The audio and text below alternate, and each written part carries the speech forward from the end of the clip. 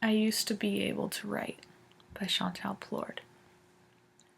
Writing has become something that rarely crosses my mind, but when it does, it freezes in time and my words are lost in a never-ending black hole of questions, like where should I start and where should I end, and why is this harder than it used to be?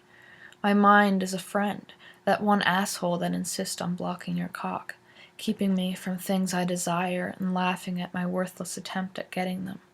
The words used to stretch from my brain to the paper, like an anxious 5-year-old reaching for a Batman action figure, placed conveniently 3 feet above their head.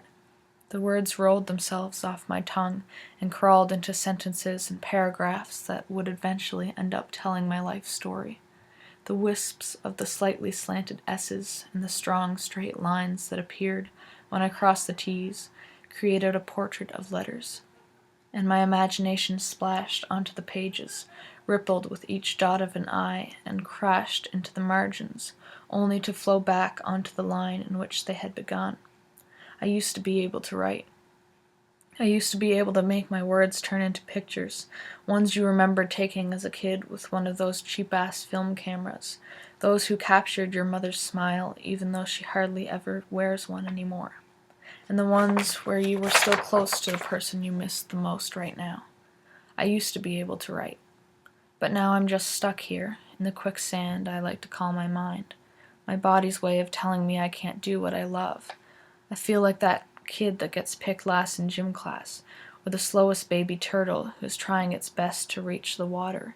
The waves, they crash upon my body and leave me drenched in confusion and frustration, and all I want is to be able to write like I used to be able to.